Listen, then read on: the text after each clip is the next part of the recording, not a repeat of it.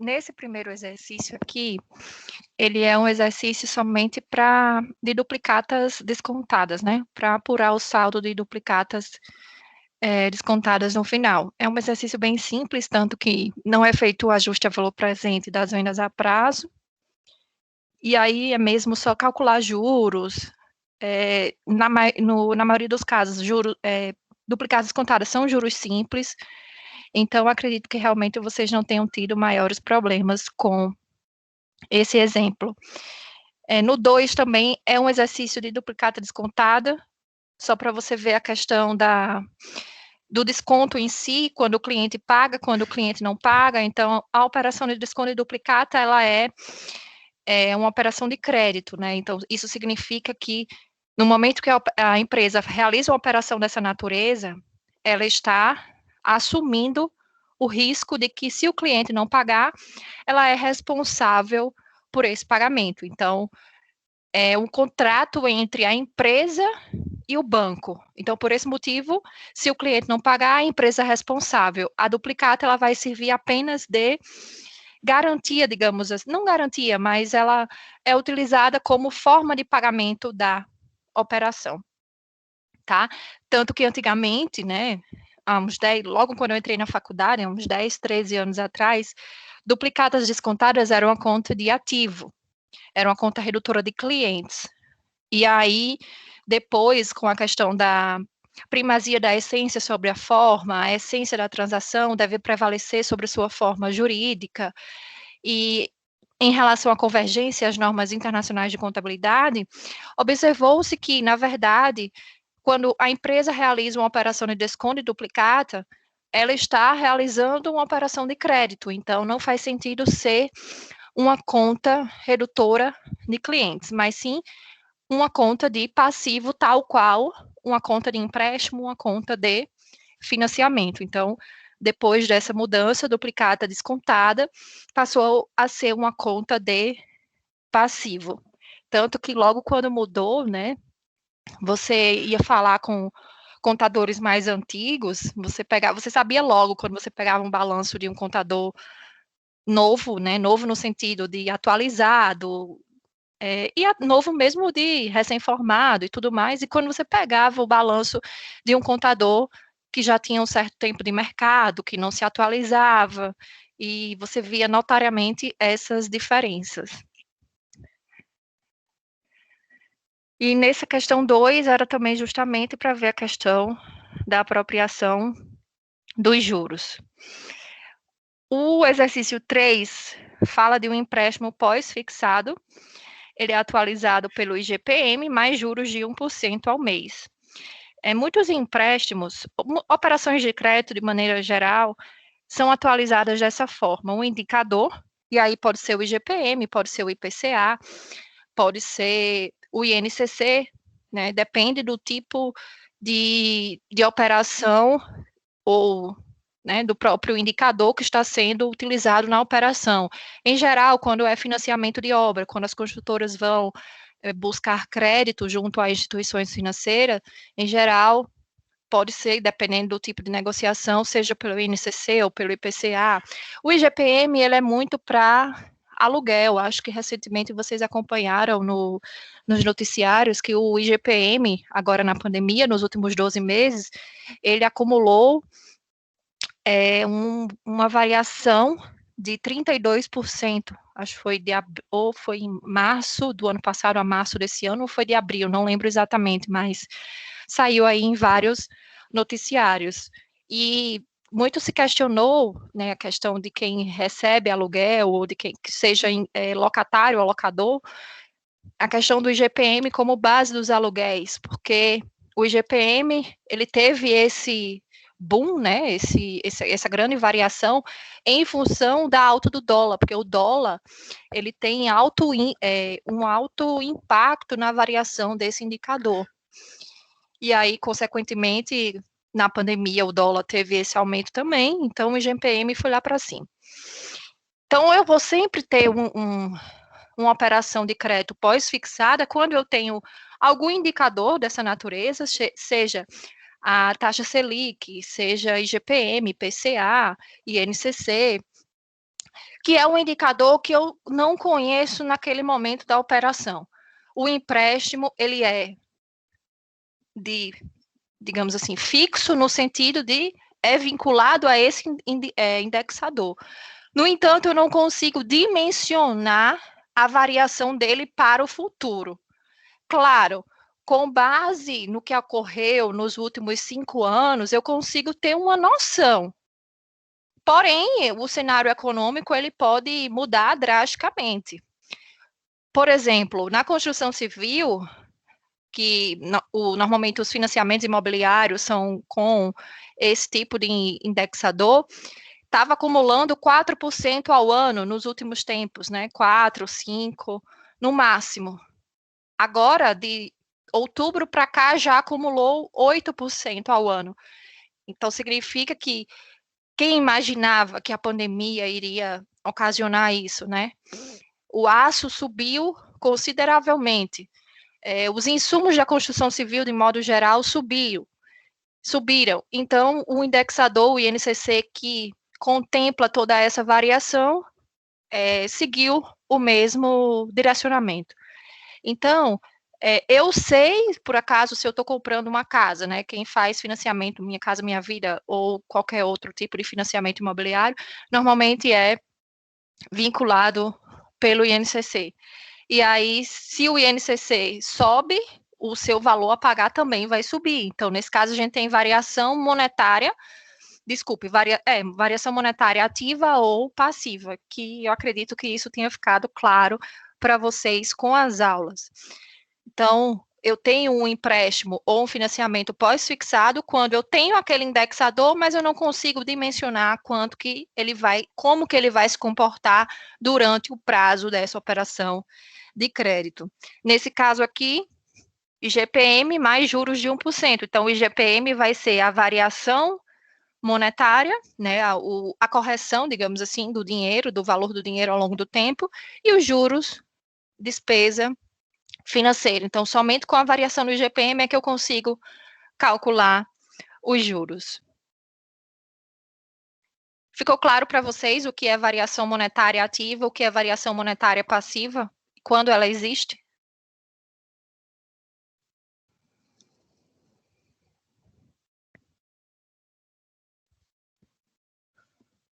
Sim, professor. Então tá. Na questão 4, também é pós-fixado, mas aí é um empréstimo em moeda estrangeira, tá?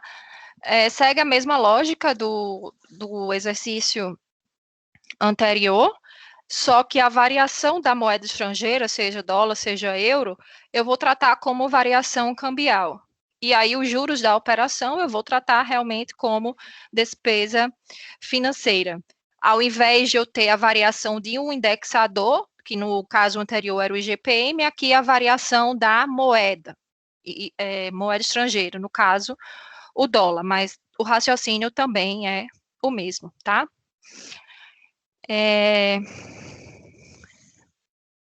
E aí, para finalizar, os empréstimos pré-fixados, tá? Então, a grande diferença aqui se refere ao ajuste a valor presente, que lá na demonstração contábil vai ter que ser apresentado de maneira contemplando esse aspecto do ajuste a valor presente. Talvez por isso deu essa confusão, entre aspas, né, na cabeça de vocês. Mas vamos tentar esclarecer aqui. Aproveitando oportunidades de investimento para aumentar a sua produção, a companhia Beta, em 30 de setembro de 2013, decidiu renovar seu maquinário. Como não tinha recursos financeiros suficientes, fez um empréstimo no valor de 650 mil, a ser liquidado em parcelas fixas, iguais, durante 24 meses a partir de 30 dias da contratação, ou seja, é uma série postecipada, não é uma série antecipada, que é quando você dá aquela primeira como entrada. A taxa de juros praticada de 0,83% ao mês no regime de capitalização composta. Nessa operação, o ICMS de 18%. Esse ICMS de 18% é o que a gente chama de crédito SIAP. Esse crédito de ICMS, ele é apenas para bens adquiridos novos, tá? Não somente através de financiamento, mas qualquer bem que seja adquirido novo e que seja utilizado na atividade fim da empresa, vai ter esse crédito SIAP, né, essa recuperação do ICMS, que aí o SIAP significa crédito, controle de crédito do ativo permanente imobilizado.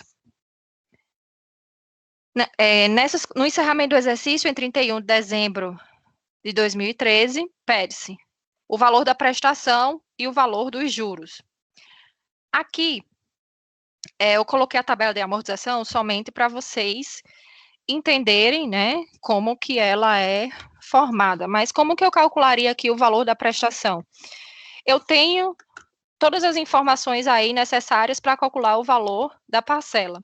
Eu sei que o financiamento é de 650 mil, então na HP eu vou denominar isso de PV, então 650 mil, CHS PV. Qual é o prazo da operação? 24 meses. A taxa de juros 0,83. Vou utilizar todas as casas decimais. E o que eu quero saber é o valor da parcela, então PMT. Então chegamos à parcela de 30 mil reais. Como serão pagas 24 parcelas, então esse empréstimo, esse financiamento, desculpe, ele terá o custo total de 720 mil. Se ele foi no valor de 650 e a empresa vai pagar, considerando as 24 parcelas de 30 mil, 720, significa que nessa operação temos juros de 70 mil reais. Alguma dúvida em relação à letra A?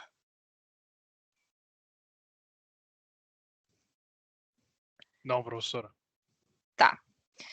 Então, com base nessas informações, nós temos condições agora de fazer o registro contábil desse financiamento. As máquinas e os equipamentos, a princípio, se vocês estivessem lá na introdutória, vocês iriam fazer o quê? Lançar máquinas e equipamentos no valor de 650 mil, certo? Só que aqui vocês estão vendo um pouco mais do conteúdo. Então, significa que agora vocês vão trabalhar com o crédito SIAP, que é justamente o crédito CMS nas operações de ativo permanente, que é o ativo imobilizado. Nesse caso, nesses 650 mil, a empresa vai recuperar 18% de ICMS. 18% de 650 mil corresponde a 117. Eu estou fazendo aqui junto com vocês os cálculos. 117 mil. Tanto que aqui no imobilizado eu lancei 533, que é justamente os 650 da operação de crédito, né, do financiamento que foi para a máquina, menos o ICMS. Qual é o detalhe? O detalhe é que esse ICMS eu não posso lançar naquela conta de ICMS a recuperar. Por quê? Embora ele vá se tornar um crédito que eu vou levar para essa conta de ICMS a recuperar, o crédito SIAP, pela legislação do ICMS, eu recupero em 48 meses. Então, significa que a cada mês, quando eu for fazer a apuração do ICMS, eu só posso levar 1,48avos. E quem é 1,48avos nessa situação? Se o crédito total de ICMS é de 117 mil, em 48 meses, significa que eu vou ter 1,48avos no valor de 2.437,50. Então, a cada mês eu levo esse valor da conta do ICMS crédito SIAP para a conta do ICMS a recuperar. Sabendo que 1,48avos corresponde a 2.437,50, se eu multiplicar isso por 12 Então, eu tenho o ICMS a recuperar crédito SIAP do circulante, 29.250. 48 menos 12 significa que a longo prazo, no ativo não circulante, ativo realizável a longo prazo, eu vou ter crédito SIAP no valor de 36 parcelas de 2.437,50, o que corresponde a... Será que eu fiz essa conta certa? O que corresponde a 87.750. Aqui não é 850, então corrijam aí. 87.750 com 29.250 dá justamente os 117. Alguma dúvida até aí? O que eu fiz até agora? Registrei, como é um financiamento, máquinas e equipamentos. Como nessa operação, máquinas e equipamentos dá direito ao crédito SIAP, deduzir o ICMS nas suas contas correspondentes. Agora eu vou contabilizar a operação de crédito, que nesse caso é um financiamento. Tudo bem?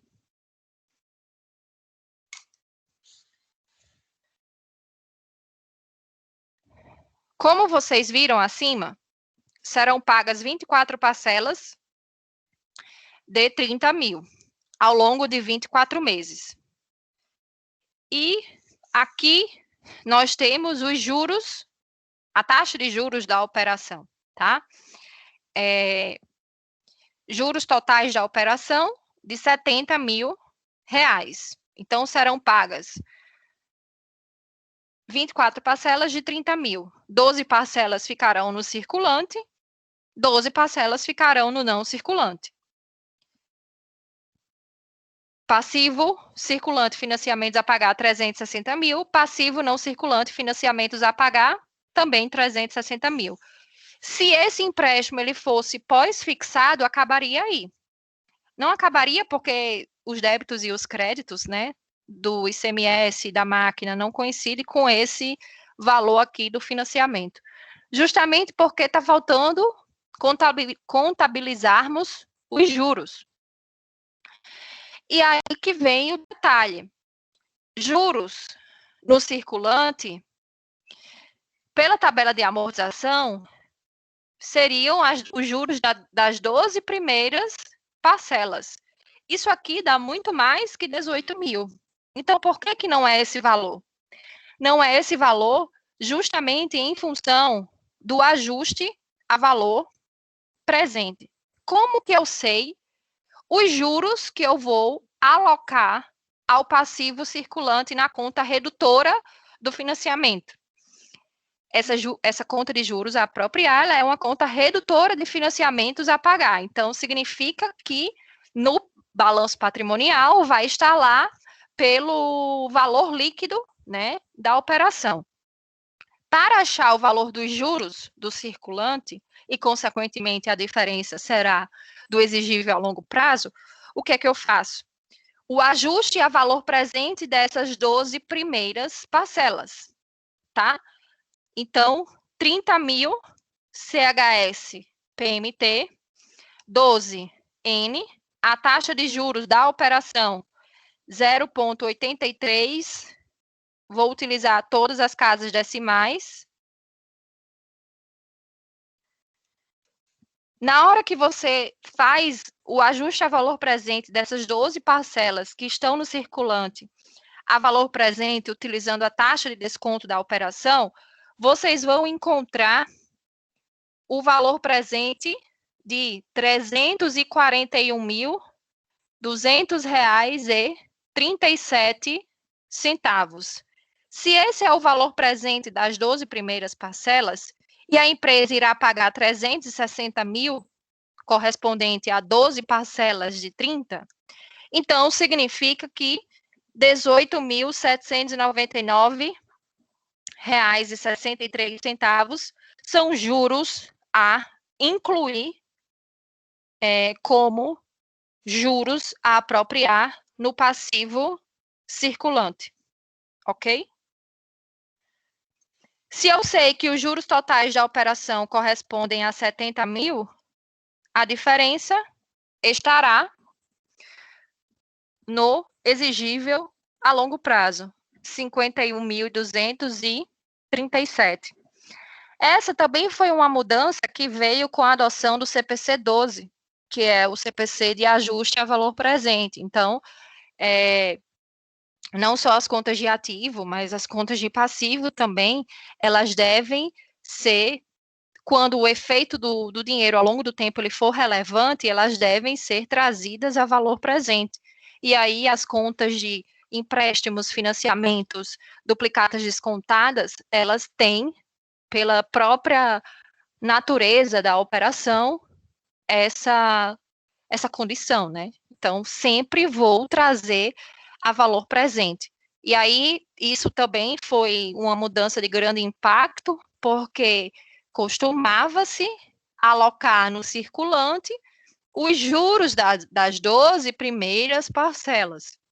E aí, hoje, o conceito não é que os juros ele vai refletir só uma forma de amortizar a dívida, né? Pela tabela price, pela forma de amortização que foi escolhida no contrato.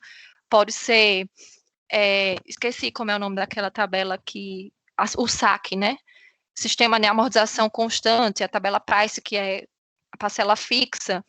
Enfim, mas aquilo não reflete o ajuste a valor presente do dinheiro ao longo do tempo. Então, por isso, que esse valor de juros apropriado de 12 parcelas e das 36 não serão coincidentes com a tabela de amortização. Embora, na hora de fazer a apropriação dos juros, façamos pela tabela de amortização, porque ela, sim, é quem determina os juros da operação ao longo do tempo, ok? Alguma dúvida na letra B? Acredito que não, professor. Ok. Então, aqui na letra C, é a apropriação do crédito SIAP. E aí temos a informação que o ICMS a recuperar, né, que é aquele que vai acumulando o saldo do ICMS a recuperar quando a empresa compra mercadorias. E aí, no estoque, antes de levar para o estoque, eu preciso deduzir os tributos recuperáveis, que na maioria das vezes são ICMS, PIS e COFINS. E o saldo do ICMS a recolher. Aqui é justamente para fazermos a apropriação do crédito SIAP, vocês entenderem que esse crédito SIAP, esse 1,48 avos, ele vai para a conta do ICMS a recuperar, que é a conta que eu vou confrontar quando eu for fazer a apuração do ICMS ao final de cada mês, com o ICMS a recolher. Então, como vocês viram, 1,48 avos daquele valor de 18% do valor do maquinário que está sendo adquirido corresponde a 2.437,50. Isso é 1,48 avos do ICMS da operação, né, de compra de maquinário, que é o fato gerador para esse crédito tributário. Que o total do crédito foi 117 mil a ser utilizado por determinação da legislação fiscal em 48 meses. Então, significa que, quando eu fiz esse lançamento na letra B, o crédito tributário ele foi para uma conta de ativo, crédito SIAP. E aí, a cada mês, eu vou fazer a apropriação desse crédito. E aí, eu vou levar da conta do crédito SIAP para a conta do ICMS a recuperar. Então, como que vai ficar o lançamento contábil? A conta que está recebendo o saldo, quem é? ICMS a recuperar. Então, é a conta que está aumentando o saldo, portanto, eu irei, como as duas contas são de ativo, eu vou fazer um lançamento a débito na conta de ICMS a recuperar. E esse saldo está vindo de onde? Do ICMS crédito SIAP. Então, também como é uma conta de ativo, Então, significa que lá eu vou fazer um lançamento a crédito, uma vez que essa conta está tendo seu saldo diminuído. Depois disso, se eu fosse fazer um razão da conta de ICMS a recuperar, como que ficaria o saldo dessa conta? Os 6.873, que já eram o saldo dela, mais o saldo da apropriação do crédito SIAP. Então, ficou lá na conta de ICMS a recuperar, 9.311. A apuração do ICMS, o que é? É justamente fazer o confronto. ICMS a recuperar e ICMS a recolher. Se o saldo a recolher for superior ao saldo a recuperar, significa que eu vou ter o pagamento dessa obrigação tributária. Se o saldo a recuperar for maior que o saldo a recolher, ou seja, eu comprei mais do que vendi, por exemplo, simplificando a situação, então implica dizer que esse saldo de ICMS a recuperar superior a recolher ficará para, depois que eu fizer a apuração, para ser recuperado, utilizado em período subsequente. Nesse caso aqui, ICMS a recuperar após a apropriação do crédito SIAP, 9.311. ICMS a recolher, 12.000. Então, significa que todo o ICMS a recuperar será utilizado para deduzir no valor da obrigação tributária. Então, vou zerar a conta do ICMS a recuperar e a conta que vai receber esse saldo é uma conta de ICMS a recolher, uma conta de passivo.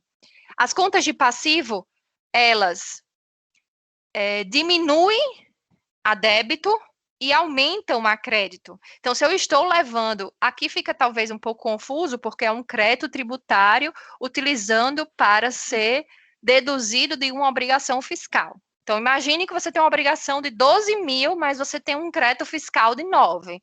Então, você só vai pagar quanto? 3. É isso que a apuração do ICMS vem trazer. Então, se esses 9.000 que eu tenho de crédito, eu vou utilizar para abater na minha obrigação de 12, quando eu lançar esse saldo lá no ICMS a recolher, implica dizer que o saldo da minha conta ele vai o quê? Diminuir. Vai receber o saldo, né, do ICMS a recuperar, mas o saldo da minha conta ICMS a recolher vai diminuir. Então, por isso eu vou fazer um lançamento a débito na conta do ICMS a recolher. Em contrapartida, vou dar baixa na conta do ICMS a recuperar, 9.311. Quando eu fizer essa apuração, o saldo a recolher do ICMS a recolher ficará 2.935,50. Alguma dúvida até aqui?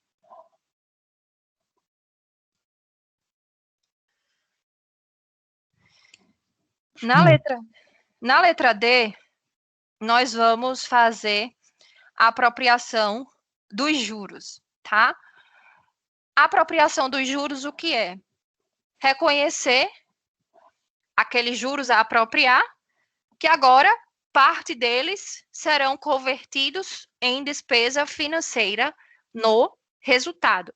E qual é o valor dos juros que eu vou levar a cada mês? Professora, só um Oi. minutinho, desculpa interromper, mas eu acho que tem um problema no enunciado com a resolução. O quê? É porque ele no enunciado está falando em 24 vezes, e aí eu acho que a professora calculou como 48, né? Aonde? No enunciado mesmo. Por isso que eu estava fazendo aqui e não estava batendo. No enunciado do exercício fala que é em 24 vezes. Ó. Sim, mas aqui tá 24, ó. Não, mas daí o cálculo do ICMS está por 48. Mas é que o CMS, a legislação diz que só será recuperado em 48 meses, não é pelo prazo da operação. Ah, tá. Entendeu? Ok. Entendi. Sempre vai ser 48. Seja o prazo da operação 12, seja 24, seja 15 anos. Isso aí é a legislação fiscal quem determina. Você pode utilizar 18% do valor da compra, né, desses ativos de natureza permanente, imobilizado, você pode utilizar esse crédito. No entanto, você só irá apropriar em 48 meses. Isso independe do prazo da operação de crédito. Se você tivesse comprado à vista, você também iria poder utilizar esse crédito do ICMS, porém, ainda assim seria em 48 meses. Tá, ficou claro. Tá? Na letra D, nós vamos fazer a apropriação de juros, pagamento de parcela e as transferências do longo prazo para o curto prazo. E também do crédito SIAP. Aqui, como eu estava falando, a apropriação dos juros é reconhecer parte daqueles juros a apropriar, que está lá como conta redutora do passivo, que nesse caso é de financiamentos a pagar. Reconhecer que parte daquele valor será lançado no resultado como despesa financeira, nesse caso, despesa financeira de juros. Qual é o valor que eu vou utilizar para fazer essa transferência? Vou utilizar o valor dos juros conforme demonstrado na tabela de amortização. O financiamento foi realizado no dia 30 de setembro. Como é uma série postecipada, vai haver o pagamento 30 de outubro. Então, ele pede as apropriações do ano 2013, outubro, novembro e dezembro. Então, isso significa que eu tenho os juros das 3 primeiras parcelas. Os juros da parcela 1, 5.427, da parcela 2, 5.221, da parcela 3, 5.015, ok? E aí, eu vou tirar da conta de juros a apropriar e vou reconhecer isso no resultado como uma despesa financeira de juros. Conta de despesa tem natureza devedora. Então, na hora que eu vou fazer essa apropriação, eu vou lançar a débito uma despesa financeira de juros. E esses juros, eles já estavam lançados onde? Estavam lançados numa conta redutora de passivo, denominada de juros a apropriar. Conta redutora de passivo se comporta como conta de ativo. Isso implica dizer que aumenta a débito e diminui a crédito. Então, aqui, na hora que eu faço o lançamento de juros a apropriar a crédito, eu estou diminuindo o saldo dessa conta. Embora seja uma conta de passivo, é uma conta redutora. Então, se comporta como uma conta de ativo. Alguma dúvida em relação ao cálculo dos juros? Que aí se remete à tabela de amortização. Acredito que vocês tenham visto isso lá na matemática financeira com o professor Sandrini. Tudo certo, professor. Pagamento das parcelas. É somente registrar o pagamento de uma obrigação. Nesse caso, as parcelas estão onde? Numa conta de passivo circulante. Financiamentos a pagar. Então, se é o pagamento de uma obrigação, uma conta de passivo, ela diminui a débito e aumenta a crédito. Então, por esse motivo, eu vou lançar a débito na conta de financiamentos, em contrapartida do caixa, que é o valor disponível. Como a parcela é fixa, a cada mês, R$30.000. Então, significa que ao final, se eu fosse fazer um fluxo de caixa, digamos assim, eu teria um impacto no caixa com esse financiamento de R$90.000, pelo pagamento de 3 parcelas de R$30.000. Aqui vem a grande, talvez, dúvida de vocês.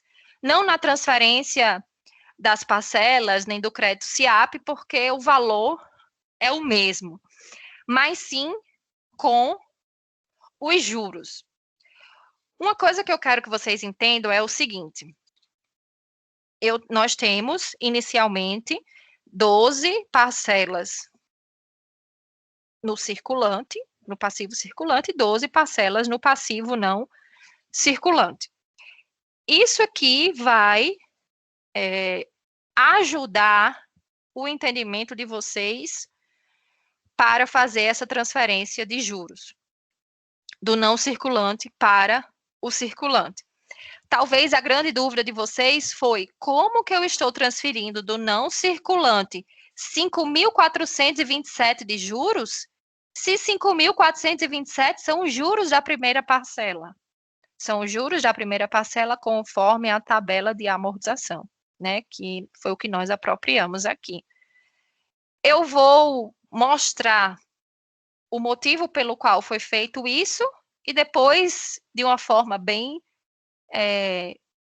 prática, digamos, para vocês não errarem mais ou não terem dúvidas quando forem fazer esse tipo de transferência. Imagine no mês de outubro. Desculpe, voltando. Na contratação, eu tinha 12 parcelas no circulante e 12 parcelas no não circulante. Isso lá em setembro. Outubro. Outubro, o que foi que nós fizemos? Apropriamos juros, fizemos pagamento da primeira parcela. E aí agora vamos fazer as transferências. Depois que nós fizemos o pagamento da primeira parcela, ficou 11 parcelas no circulante e temos 12 parcelas no não circulante, correto?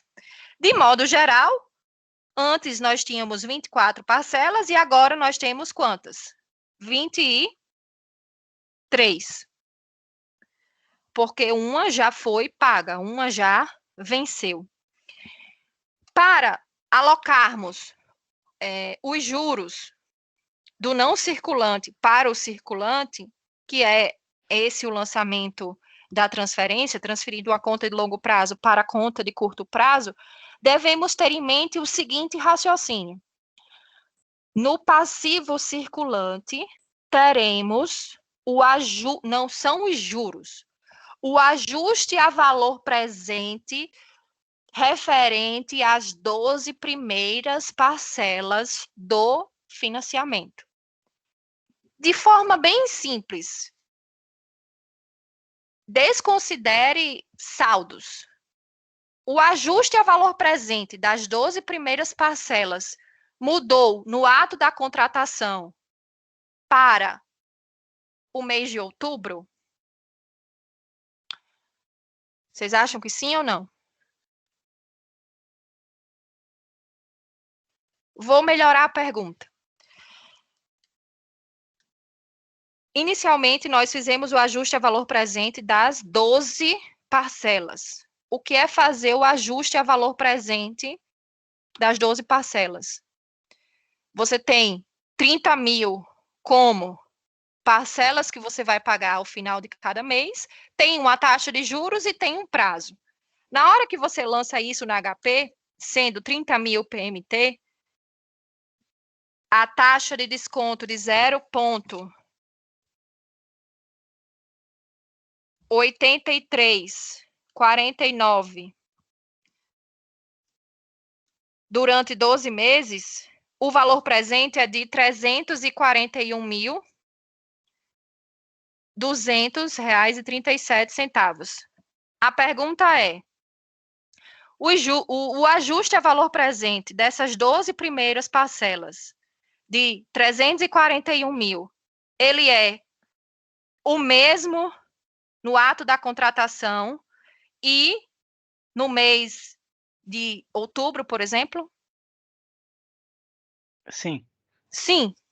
Então, isso significa que os juros do circulante, eles vão mudar? Não. Não. Se eu fiz... Quanto que eu tinha no circulante de juros? 18.799. Se eu apropriei 5.427, significa que eu vou ter que trazer quanto do não circulante? O mesmo valor. Concordam? Porque aí, trazendo o mesmo valor do não circulante, significa que eu vou ter o ajuste a valor presente das 12 parcelas no circulante de quanto? R$ 341.200,37. Conseguiram entender? Professora, nesse caso ele não mudou porque ele trouxe uma parcela do longo prazo, né? Não, você vai levar uma parcela do longo prazo, mas é que no circulante sempre você vai ter 12, né? Sim, exatamente. Entendi. Aí, no caso dos juros não mudar, é por isso que eu falei inicialmente, desconsiderem o saldo das parcelas. O que eu queria que vocês entendessem é que justamente o ajuste a valor presente dessas 12 parcelas não vai mudar. Mas você está certo, Essan, eu vou ter que trazer não só uma parcela do não circulante, mas também esse valor dos juros apropriado não circulante também. Para aí sim, aí eu vou ficar com quanto? 12 no circulante e 11 onde? No não circulante.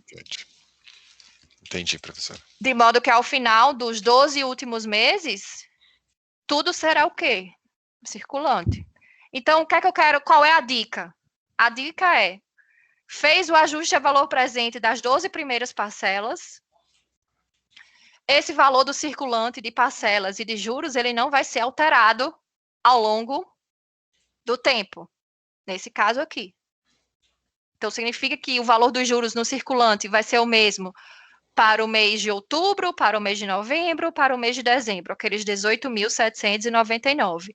E aí, por isso, eu vou fazendo as transferências no valor dos meses que eu fui apropriando, vou fazendo a transferência no valor da apropriação que foi feita anteriormente. Beleza? Beleza. Aí também vou fazer a transferência da parcela, como vocês comentaram, né? Porque até então eu só tinha quantas no circulante? 11. Porque eu tinha pago uma. Aí agora eu transfiro uma do não circulante para o circulante. Vou ficar também com as 12 parcelas de financiamentos a pagar no passivo circulante e 11 no não circulante. Fiz a transferência também do ICMS crédito SIAP, do não circulante para o circulante.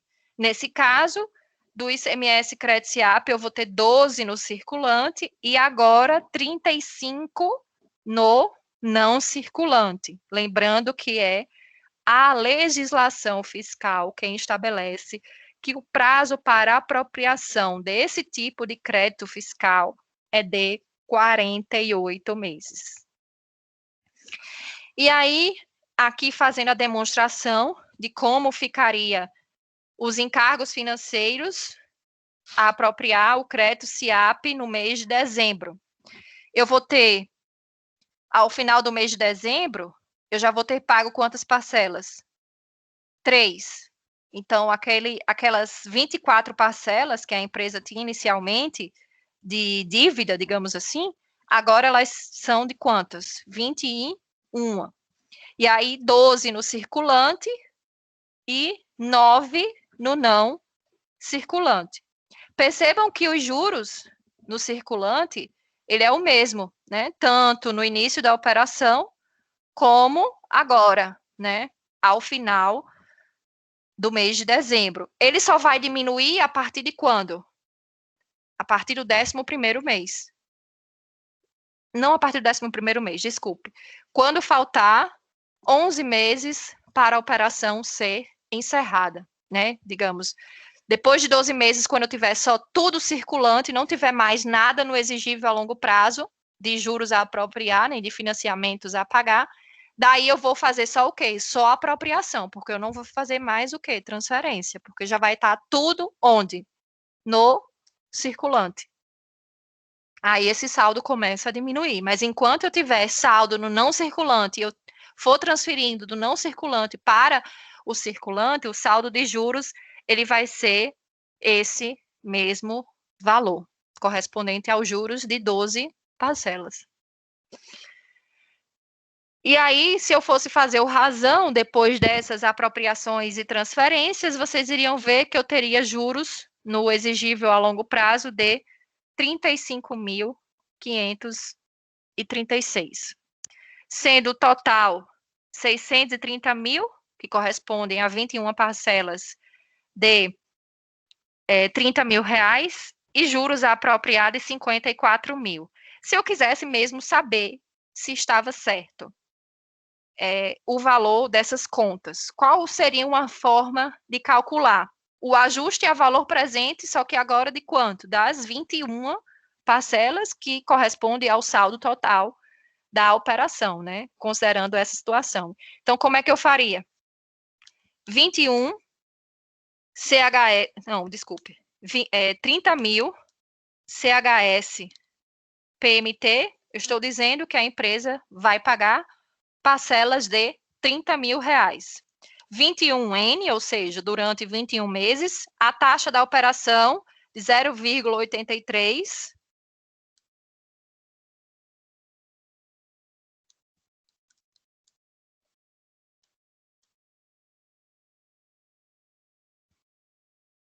Me perdi nos números. PV, pronto. Na hora que você fizer o ajuste a valor presente de 21 parcelas, vamos encontrar 575, 664 e 18. Ou seja, significa que o saldo da conta de empréstimos a pagar, retificado pela conta de juros a apropriar, o saldo dessas contas estão corretos, tá? E aí, do crédito SIAP, eu vou ter, ao final do mês de dezembro, 12 parcelas no circulante, e aí vou ter 33 no ativo realizável a longo prazo, porque do prazo de 48, a empresa já vai ter apropriado, né, levando lá para a contrapartida do ICMS a recuperar, 3 parcelas de R$ 2.437,50.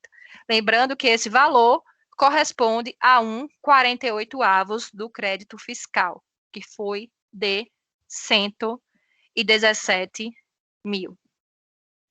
Dúvidas? Alguém aqui trabalha em alguma empresa ou em bancos que cuida dessa parte de empréstimos, financiamentos?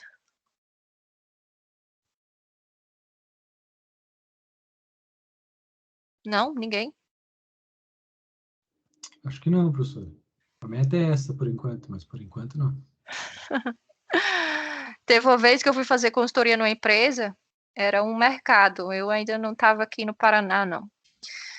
E aí eles tinham muita operação com o BNDES. O BNDES, vocês sabem que eles têm uma taxa subsidiada, né? Dependendo do tipo de negócio que você tenha. Enfim, eles utilizavam crédito Finame, que é uma operação, um crédito que o BNDES libera para investimento, né? Digamos assim, aquisição de maquinário, essas situações. E aí eram planilhas gigantes que eles precisavam fazer o controle. E eles, por vezes, nem eles entendiam o cálculo do próprio BNDES, da planilha que o BNDES mandava para eles, porque o cálculo, enfim, é bem complexo, não é tão simples como está aqui. Na verdade, isso aqui não é Finame, né? Mas, assim, o Finame, não sei se vocês já tiveram a oportunidade de ouvir falar ou conhecer essa operação, mas o cálculo dele é bem chatinho. E aí, o objetivo, quando eles contrataram a consultoria, era fazer uma análise, assim, mais direta. Eles queriam saber se era melhor o custo de capital próprio ou o custo de capital de terceiros. Justamente porque o capital de terceiros, que seria essas operações do BNDES, eram subsidiadas, né? Então, para eles, imaginem que era um mercado, como se fosse aqui em Curitiba, equivalente ao Condo ou ao Festival. Então, para eles, era mais barato utilizar como capital de giro e investir nessa parte de expansão das lojas e tudo mais, utilizar o capital de terceiros, através de empréstimos e financiamentos, do que utilizar o próprio capital de giro da empresa, né? Então, por isso que essa análise financeira, ela é importante na hora que você está dentro de um cargo de gestão, de uma diretoria, porque você não é somente olhar a taxa básica da operação. Aqui eu não estou trabalhando com o custo de transação, porque a gente sabe que o custo de transação interfere no custo efetivo da operação. E nisso, você fazer análise, é melhor utilizar o capital de terceiros ou utilizar o meu capital? Porque a gente tem a ideia que utilizar capital de terceiros é ruim. Depende da fonte de recursos que você está buscando, depende da forma que você vai aplicar o seu capital. Então, isso, né, o contador, justamente com o gestor da área de negócios, ele é o profissional mais capacitado para auxiliar nessa tomada de decisão. E para isso você tem que entender muito bem dessas operações que as empresas realizam, dos benefícios fiscais quando eles existem, e buscar alternativas para diminuir, né, esse custo de capital de terceiros, custo nessa captação que você vai fazer, seja uma instituição financeira, seja por meio do mercado, através de uma debenture, por exemplo. Ok?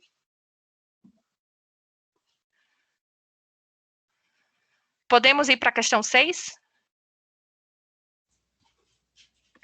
Podemos. A questão 6 diz o seguinte: de acordo com os dados a seguir, responda ao que se pede. No dia 31 de janeiro de X1, a empresa Companhia Natalense contratou um empréstimo no valor de R$100 mil com um prazo de pagamento de 4 anos e uma taxa de juros de 5% ao ano. Para a realização desse empréstimo, a empresa teve um custo de transação de R$5 mil, correspondente às taxas bancárias de abertura de crédito. Isso pode ser aqui o que denomina de TAC, né? Seguro, se houver necessidade na operação, enfim, aquelas taxas que quando você vai fazer, em geral, uma operação de crédito, o banco ou a instituição financeira lhe cobra, né? Não é somente os juros da operação, mas tem outras taxas que estão normalmente vinculadas. Na letra A, pergunta-se: qual o valor do pagamento anual a ser feito pela empresa? Então, diferentemente do exemplo anterior, onde nós temos parcelas mensais, aqui nós vamos ter parcelas anuais, ok? Vocês conseguiram fazer essa letra A?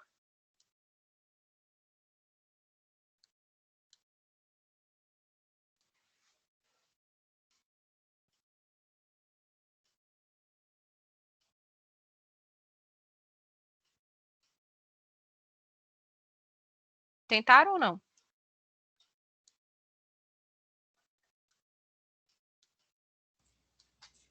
Pelo silêncio, acho que ninguém tentou.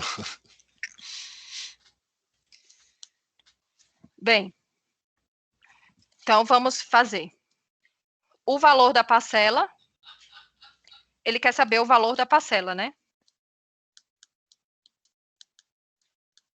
Sim, professor. Acho que é a primeira parcela, né? Não, mas são parcelas fixas. Ele fala que são fixas ou não? Deixa eu ver aqui, peraí.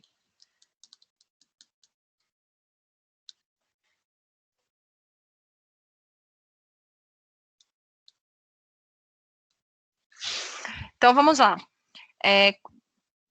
100 mil, o valor do empréstimo. Então, 100 mil, CHS PV, é o valor da operação, né? O prazo, 4, N, 5, I, PMT, 28.201,18. Alguma dúvida nesse cálculo? Eu tenho, professora. Oi. Em que momento que vai entrar os 5 mil aí? Os 5 mil, na verdade, ele é um custo de transação. Normalmente você paga, não que você paga, mas é deduzido do valor do que vai ser liberado do empréstimo. Então, aí passa que você tem a taxa efetiva da operação. 5 mil é a taxa nominal. Mas como você tem as duas opções, ou deduz do valor que vai ser liberado, ou você realmente paga os 5 mil. Aí a operação deixa de ser 100, passa a ser 105. Ou, o que normalmente acontece, é deduzido o valor a ser liberado. Tanto que aqui, o novo fluxo de caixa, considerando a taxa efetiva da operação, é justamente com os 95 mil, considerando que esses 5 mil, eles foram retirados do valor a ser liberado na operação, como custo de transação. Custo de transação está no CPC 08. Então, o CPC 08 diz que quando houver custo de transação, que o próprio pronunciamento define como aqueles gastos que a empresa vai incorrer para concretizar a operação, eu devo contabilizar todas essas operações utilizando a taxa efetiva da operação e não a taxa nominal. Entendi. Isso significa também que esses 5 mil de custo de transação eu vou apropriar no resultado. Aí eu vou ter uma parte que vai ser juros e uma parte que vai ser custo de transação. Isso. Uma coisa que até na prova eu fiquei meio em dúvida, quando tem esses custos e quando se fala assim, pagamentos parcelados e tudo mais, esse custo ele é diluído ao longo do tempo ou ele geralmente é pago integralmente na primeira parcela? Nesse caso aqui de empréstimo, normalmente deduz do valor a ser liberado. Então, aí depende do... Na prova tinha custo de transação em relação ao quê? Não, era uma outra questão lá que tinha um custo envolvido lá da que estava embutido, que era a venda casada lá da internet. Mas era outra coisa. Ah, sim. Não, aí tem que ver caso a caso. Não, Se sim, tiver que incluir no valor da parcela, por exemplo, achei que você estava falando, tivesse visto alguma coisa relacionada ao leasing, porque o leasing ele tem um valor residual, o bem tem um valor residual ao final. Aí, em geral, pode-se deduzir esse valor residual do bem, que é o valor que você vai adquirir o bem ao final do contrato, no valor das parcelas, entendeu? sim, não, mas não é essa a questão, não. É que nesse exemplo aqui eu fiquei pensando o seguinte: tem o custo, então a gente vai entender que ele vai, na verdade, pegar o empréstimo de 95 mil. Sim. Esses 5 mil, a minha questão é, esses 5 mil ele vai ser quitado integralmente na primeira parcela, vai ser apropriado integralmente na primeira dedução, ou a gente divide ele por 4 e apropria parceladamente? Não, ele vai ser deduzido do valor do empréstimo, aí tanto que eu vou fazer uma nova tabela de amortização, considerando esse novo cenário que ele já foi pago integralmente no ato da contratação, da liberação, né? Entendi. Daí, aqui, a parcela eu vou fazer o cálculo dela, como vocês viram, considerando o valor da operação de 100, considerando a taxa nominal de 5 e o prazo de 4 anos. Daí, o valor que eu vou pagar é de 28.200, aproximadamente, ao longo de 4 anos. Daí, eu preciso, já que essa parcela ela é fixa, eu preciso calcular qual é a taxa efetiva da operação, porque eu não tive que pagar os 5 mil de custo de transação. Então, significa que a minha taxa efetiva da operação é mais que 5, porque o valor que vai ser liberado para mim vai ser só 95 e eu vou continuar pagando quanto? 28 mil de parcela. Então, significa que a taxa da operação ela é maior que 5. Aí, na letra B, foi feita uma tabela de amortização considerando a taxa nominal da operação, que é de quanto? 5% ao ano, tá? Os 100 mil do empréstimo, juros de 5%, pagamentos, parcelas fixas de 28.201, e aí a contabilização não, a apuração do saldo final a cada período, de modo que ao final do quarto ano o saldo é quanto? 0. Só que esses custos de transação, no caso de empréstimos e financiamentos, normalmente eles já são deduzidos do valor a ser liberado, tá? Então, significa que a taxa da operação é maior que 5. Como que eu calculo a taxa efetiva da operação? Daí, agora eu tenho, né, todas as informações de parcela, de valor da operação, de prazo, e o que eu quero saber é a taxa, que eu sei que 5 é só a taxa nominal. Então, como que eu calculo a taxa efetiva? Agora, qual é o valor da operação? Se o custo de transação foi deduzido do valor a ser liberado, significa que a minha operação foi de quanto? 95. 95 mil CHS PV, 4N, 28.201 e 18 PMT. Eu botei PV. Vou refazer o cálculo. Era para colocar aí. 95 mil CHS PV, 4N, 28.201 e 18 PMT, I. vocês vão achar aí uma taxa efetiva de 7,24 aproximadamente. Então, essa é a taxa efetiva da operação, tá? Quando eu for fazer essa nova tabela de amortização, considerando o saldo da operação de 95, porque os 5.000 foi para o pagamento dos custos de transação, eu vou denominar encargos financeiros como os encargos financeiros da operação. E aí eu vou ter uma parte que corresponde à apropriação de custo de transação e uma parte que corresponde à apropriação de juros. Por que eu fiz as duas tabelas? Nessa tabela da letra D de dado, encargos financeiros corresponde à taxa efetiva da operação, que é de quanto? 7,24. Então, 7,24% sobre o saldo inicial. Percebam que os pagamentos não se alteraram, mas a composição da tabela mudou. Porque aqui eu estou considerando o que realmente ocorreu na operação. Foi uma operação de 100, mas que houve o desconto ou já o pagamento de 5.000 de custo de transação, sendo o valor da operação para fins de taxa efetiva 95. Observem o seguinte, nessa tabela da letra D, no ano 1, nós temos encargos financeiros de 6.881. Nesses encargos financeiros, nós temos a apropriação de custo de transação e nós temos a apropriação dos juros da operação, que são os juros nominais. De quanto? 5. Então, aqui, ó, na tabela da letra B de bola, 5.000 são os juros. Se 6.881 são encargos financeiros, então, por consequência, a diferença vai ser o quê?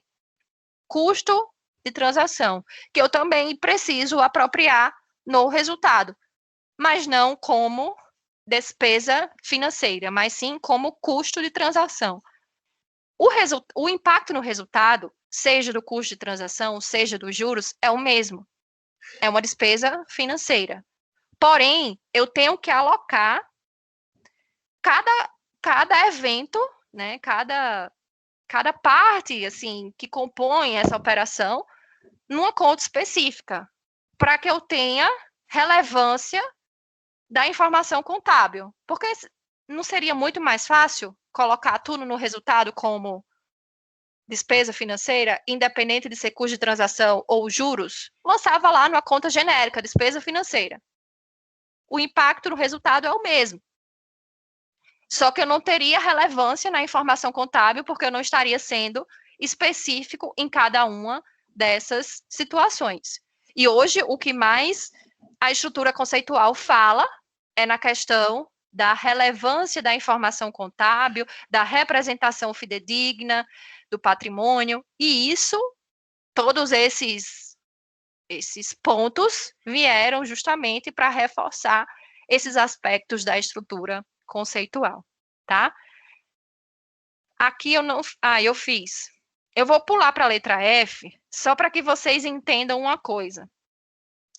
Aqui, encargos financeiros seriam os encargos financeiros com a tabela da letra D, que é o custo efetivo da operação. Os juros seriam um custo nominal, né, de 5%. E aqui seria o custo de transação. Se vocês somarem esse custo de transação nos 4 anos, vocês vão encontrar justamente os 5.000. Então, Jader, não é simplesmente pegar os 5.000 e dividir por 4. Isso era feito até um tempo atrás. Só que agora eu tenho que considerar a taxa efetiva da operação. Entendi, é como se os 5.000 também sofresse influência da taxa. Isso. E aí eu não posso simplesmente pegar os 5.000 e dividir por 4 e ir apropriando. O seu raciocínio, em partes, está correto no sentido que a cada ano eu vou levar uma parte, mas não que essa parte será igual. Porque o CPC 8 fala que tem que ser pela taxa efetiva da operação. E aí eu só consigo identificar a taxa efetiva da operação fazendo o que eu demonstrei anteriormente. Entendi. Também se levar em conta que se ele já está embutido dentro do valor financiado, né, ele vai sofrer a ação dos juros em si. Isso. Alguma dúvida até a letra D? Prof, você pode mostrar o caminho na HP para calcular a taxa efetiva de novo, por favor? Sim, claro. 95 mil, né, que foi o valor liberado, digamos assim, considerando a dedução dos custos de transação. 95 mil CHS PV, 28.201,18 PMT, que é a parcela, 4 N I.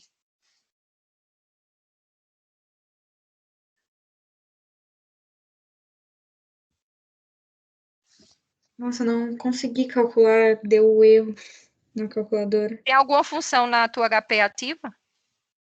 Não que eu saiba, eu tô aprendendo a mexer agora, mas é bom ter o caminho que daí eu só sigo, daí eu vejo aqui se eu consigo fazer. Tá.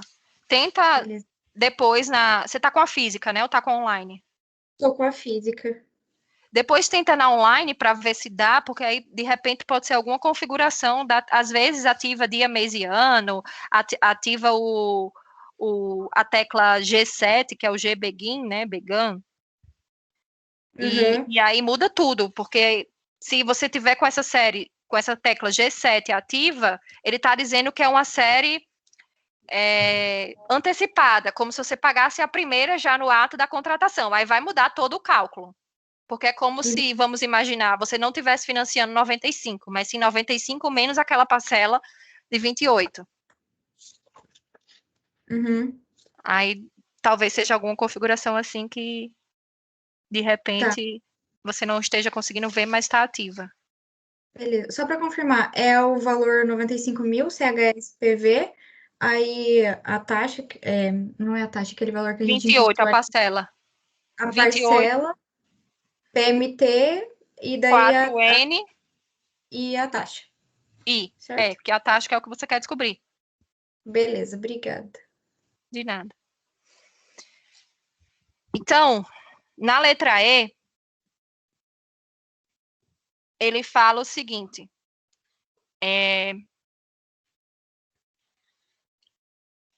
Contabilize a contratação do empréstimo, identificando o montante de juros e os custos de transação. Então, aqui foi liberado em caixa 95 mil.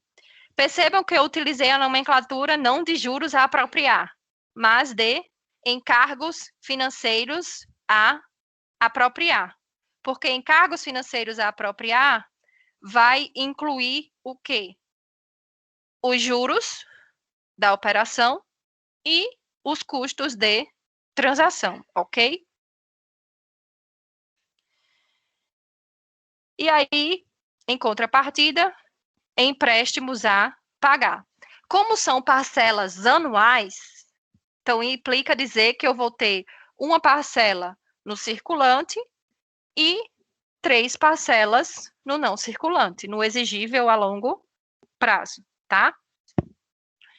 Então, foi liberado 95 mil, daí eu vou ter os encargos financeiros em conta redutora de empréstimos a pagar, que eu vou mostrar daqui a pouco o cálculo, e, em contrapartida, empréstimos a pagar, no circulante, uma parcela de 28 mil, e no não circulante, 3 parcelas de 28, que totalizam 84.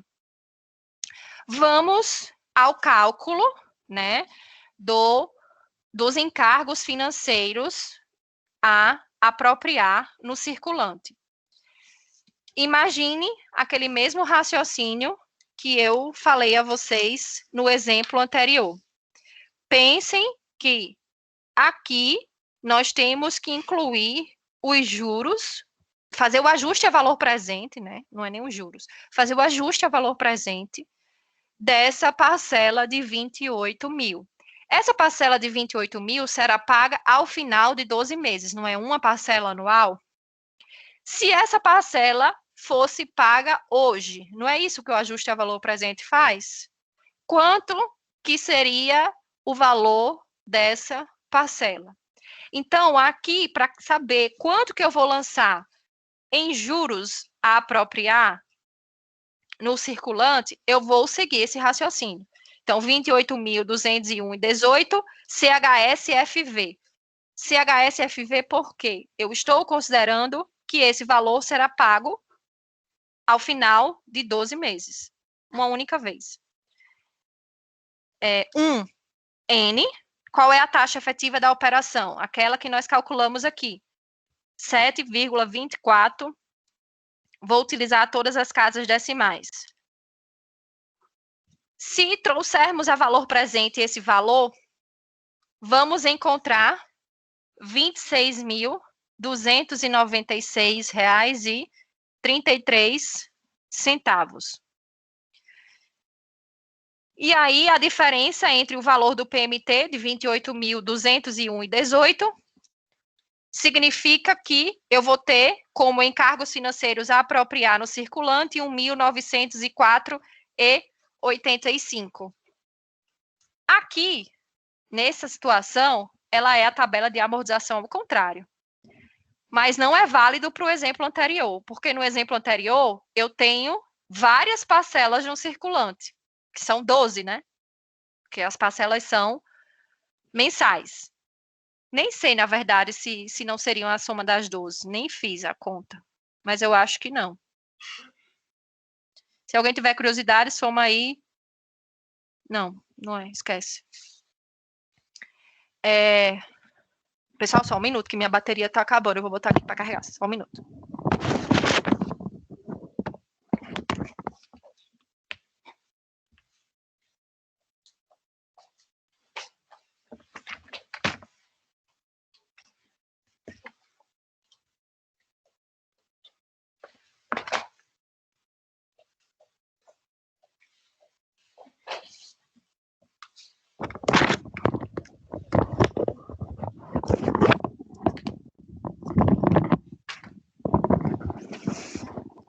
Então, voltando.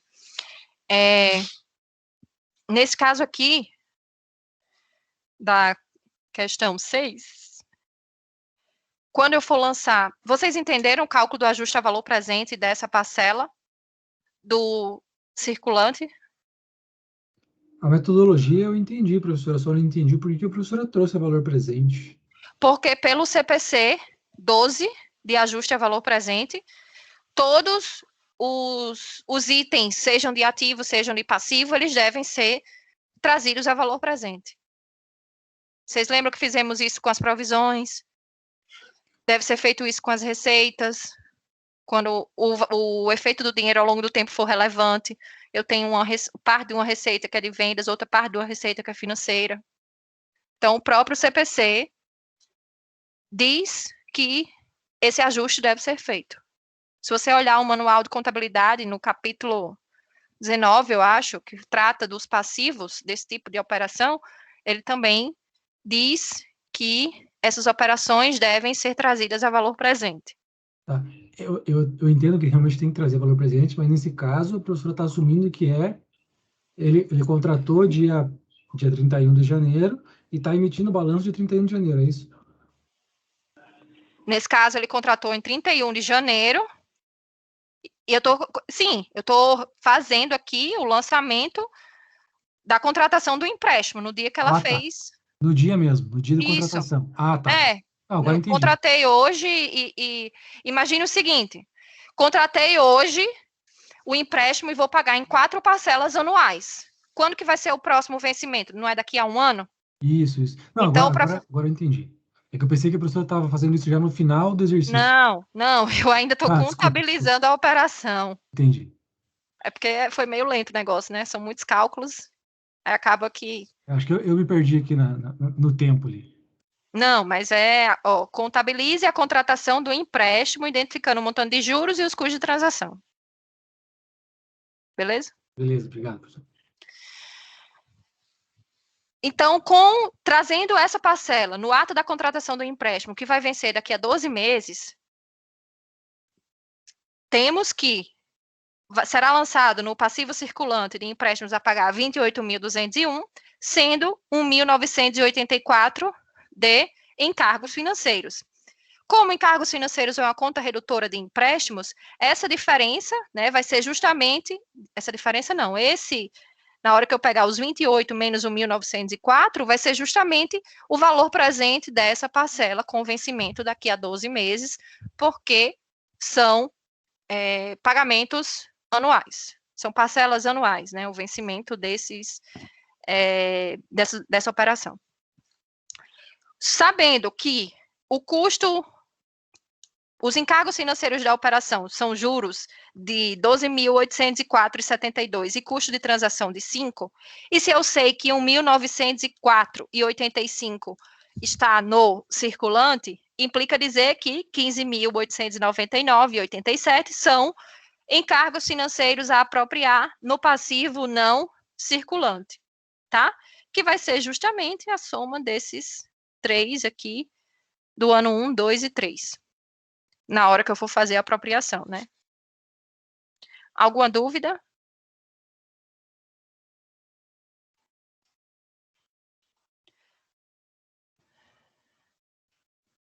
No item F, pede para que seja feita a transferência do longo prazo para o curto prazo, a apropriação dos encargos financeiros, segregando em custo de transação e juros, e o pagamento da primeira parcela ao final do ano 1.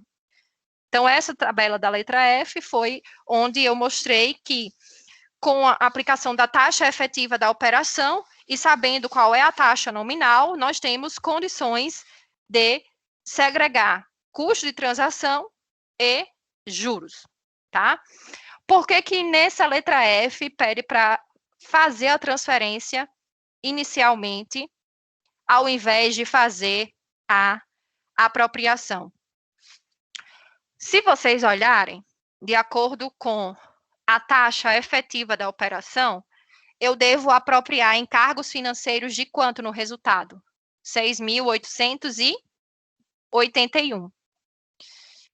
Eu tenho na conta de encargos financeiros a apropriar no circulante esse saldo? Não. Então, eu preciso inicialmente transferir do não circulante, né? Aí vale aquela regrinha que eu tinha falado inicialmente, o ajuste a valor presente, os juros do circulante, ele sempre será nesse valor de 1.904,85. Então, se ele não muda, o valor que eu vou transferir vai ser justamente o valor que eu vou apropriar, referente, nesse caso, aos encargos financeiros, que compreende juros e custo de transação. Então, sabendo que no primeiro ano eu vou fazer a apropriação de 6.801 de juros, então esse valor é o que eu vou transferir, né, dos encargos financeiros do não circulante para o circulante, para que tenha saldo suficiente para que posteriormente eu faça a apropriação, porque no circulante, como vocês viram inicialmente, só tínhamos 1.904 de encargos financeiros, que não tem saldo suficiente para apropriar 6.881.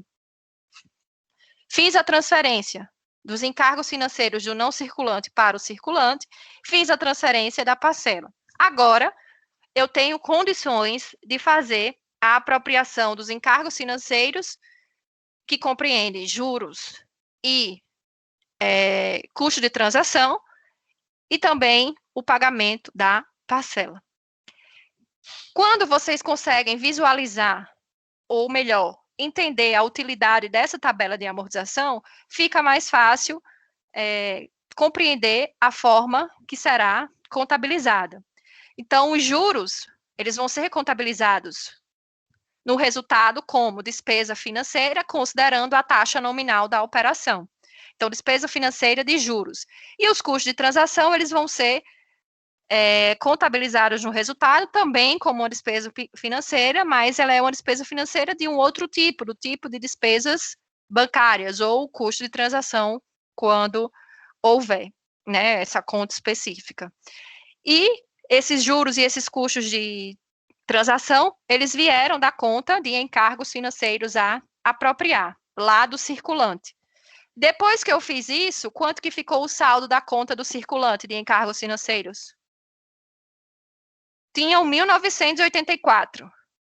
Eu transferi para lá 6.881 do não circulante. E apropriei 6.881. Então, permaneceu quanto?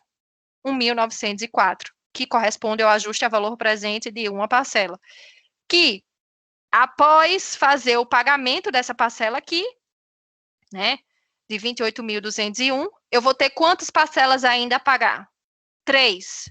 Sendo que uma, imagine que aqui agora, Jader, que você perguntou, nessa letra F, nós estejamos fazendo o lançamento em 31 de janeiro de X2, tá? Então, em 31 de janeiro de X2, eu vou fazer a apropriação dos encargos financeiros, fazer as transferências e o pagamento da parcela. Então, em 31 de janeiro de X2, a empresa ainda tem quantas parcelas a vencer? 3. Sendo que a próxima irá vencer dentro de 12 meses, que vai ser em 31 de janeiro de X3. E as outras duas nos anos subsequentes, tá? Então, vai ter uma no circulante e duas no não circulante, no exigível a longo prazo. Mas o que eu quero, mais uma vez, que vocês entendam, essa questão do efeito do ajuste a valor presente, é que o valor que está lá no circulante, ele não vai ser alterado, porque, enfim, vai vencer dentro de 12 meses. Dúvidas?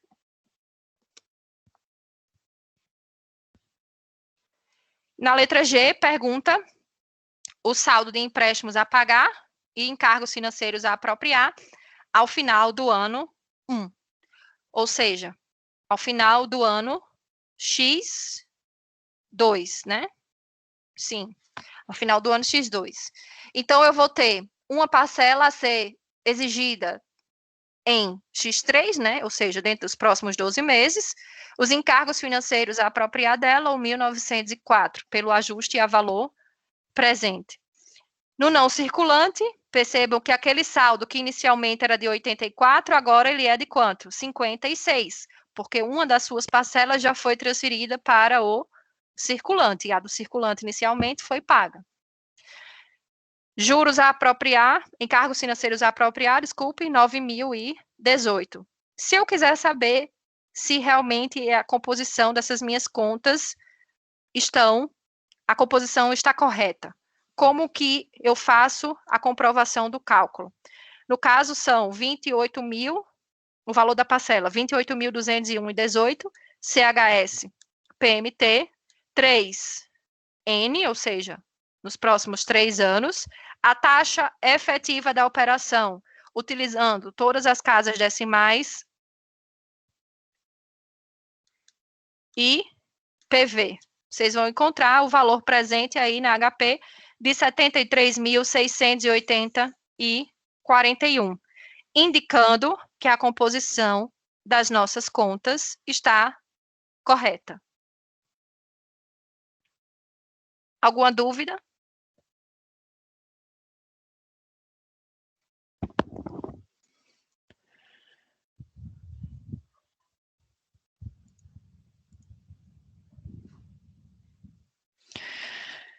Bem, pessoal, não havendo mais dúvidas, nenhuma manifestação de vocês.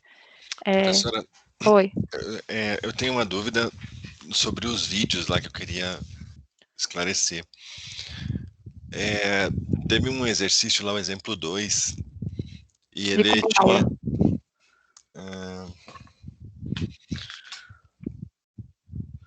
da aula acho que da aula 6. Tá. Da aula 6. Ele tinha, na verdade, não é nem sobre o exercício propriamente, é mais assim, tinha lá uma taxa bancária, tinha o IOF, né, e tinha uma TAC, por exemplo. E daí, na hora que a gente contabilizar, a hora que a professora contabilizou, o IOF e essa TAC, ela foi contabilizar tudo como despesas bancárias. Sim. Ali não tinha que ficar separado do que é imposto, do que é realmente uma despesa bancária? Se você quisesse, poderia, tá? Mas, digamos, eu não contabilizei separado. Na visão da empresa não muda muito, né? Porque quem vai pagar o imposto é o banco no final, mas a gente está pagando aqui, só se tivesse que querer uma visão mais ampliada do que... Exatamente. Tudo assim, ação, vai depender da utilidade que você quer com aquele tipo de informação, entendeu? Se você, em geral, é uma empresa que fez esse tipo de operação e essa informação não é muito relevante para você, então não precisa você detalhar.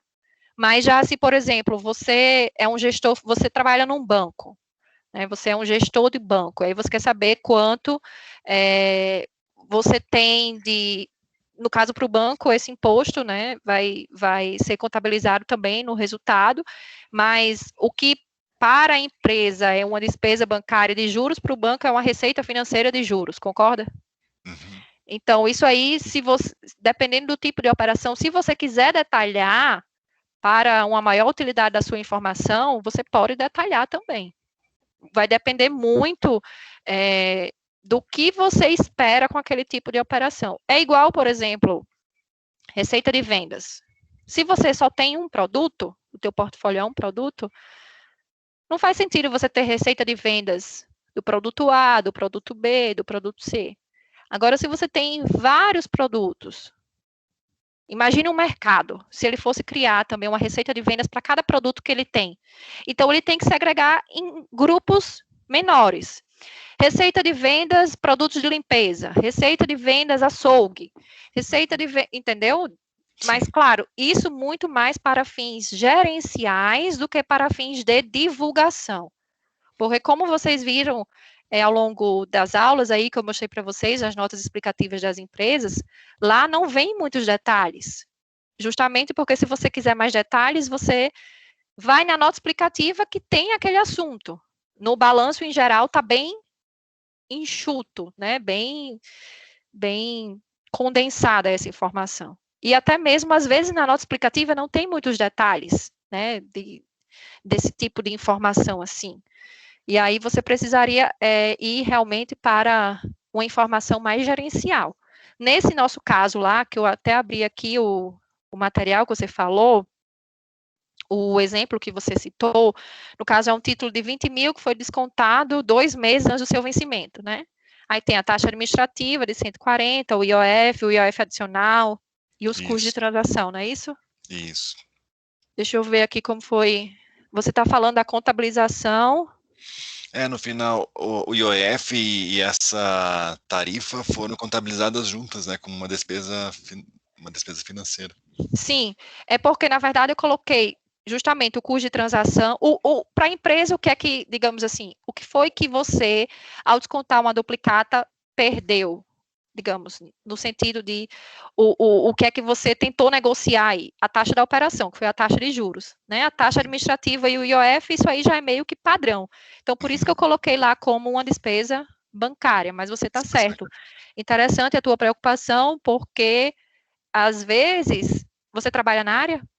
Não. Porque, às vezes, você vai, não sei se já aconteceu com algum dos colegas aqui, você está lá no escritório de contabilidade, isso aqui, como é que eu lanço? Lance numa conta aí, tipo, bem genérica, entendeu? Por exemplo, esse IOF, onde é que eu lanço? Lance despesa bancária. Mas isso tudo depende da utilidade que essa estrutura vai ter para você depois. Entendi. Sempre pense, na hora de fazer essas segregações dessas contas, sempre pensem na relevância da informação contábil. É relevante eu, cada vez mais, discriminar essas contas para minha empresa ou não? Porque senão, de repente, imagine você como diretor financeiro. Você vai ter uma reunião com o CFO. Ele perguntou o impacto das operações financeiras da empresa de empréstimos e financiamentos nos últimos 5 anos. Aí você vai levar para ele um relatório de conta desse tamanho? À medida que vai aumentando o nível gerencial, normalmente eles vão querendo informação mais enxuta. E aí você tem que chegar lá para ele com informação mais direta. Olha, isso aqui aconteceu isso aqui aconteceu isso. Embora você saiba que dentro, por exemplo, de despesa bancária, tem taxa administrativa, tem IOF, tem outras coisas. Mas o que ele quer saber, em geral, é uma informação mais sucinta. Sim. E aí, se por acaso ele quiser algum outro detalhe, ele vai, certamente, esse gestor, esse CFO, ele vai pedir informações adicionais a você. Entendi. Entendi, professor. Obrigado. De nada. Mais algum comentário, gente?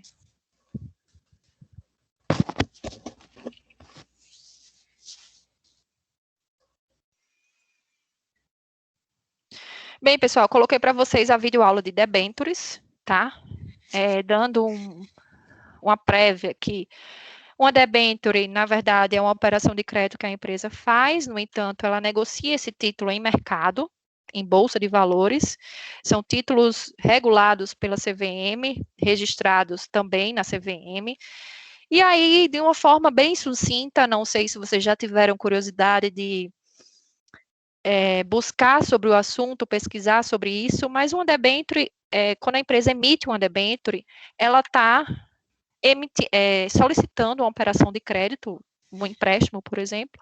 No entanto, ela é quem vai dizer as condições daquele empréstimo. Então, o que acontece? A empresa está precisando de recurso financeiro. Imagine você, está precisando de dinheiro. Sei lá, em função da pandemia, perdeu o emprego. Ou a renda da família diminuiu e a sua estrutura de custos não diminuiu. Então, você precisa daquele valor que você tinha anteriormente. Se você não tem recurso financeiro, ou você vende o que tem, ou vai até uma instituição financeira solicitar crédito. Assim também acontece com as empresas. Então, se a empresa está precisando de recurso financeiro, ela precisa de crédito.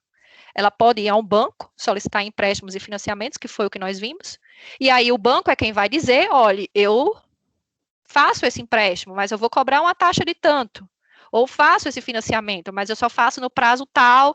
O banco que impõe as regras em geral.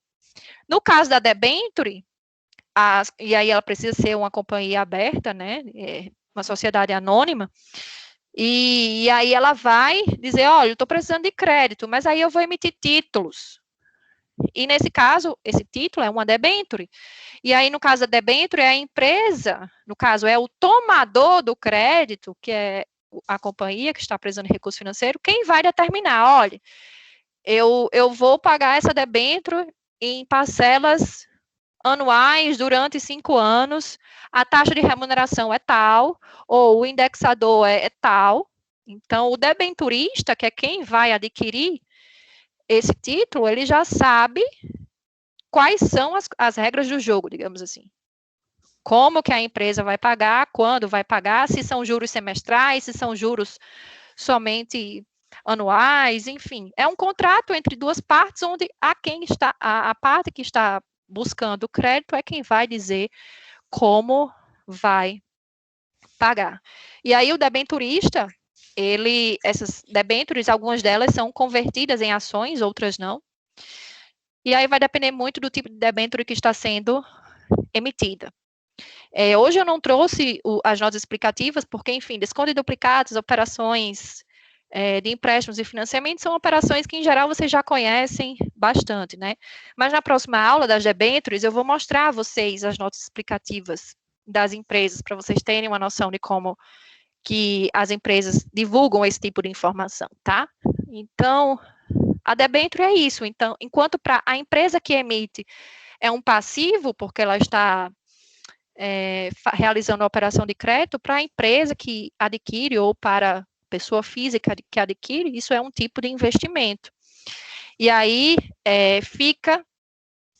lembram que quando eu comecei a falar de ativos financeiros para vocês, de instrumentos financeiros, eu disse que instrumento financeiro, ele dá origem a um passivo de um lado e a um ativo do outro. Então, se você adquire uma debênture, vai ser um instrumento financeiro registrado no seu ativo, e aí você vai precisar, de acordo com o seu modelo de negócios, estabelecer se você vai mensurá-lo ao custo amortizado, ao valor justo por meio do resultado, ao valor justo por meio de outros resultados abrangentes. Então, aqui nesse momento, aqueles dois lados se cruzam, tá? Principalmente no caso da debênture. Alguma dúvida? É tipo o título do tesouro, né? Só que para a empresa. Isso, exatamente. E aí, é uma forma mais barata das empresas captarem recursos de terceiros e elas estabelecerem as condições que isso será que essa debênture será paga, né? Uhum.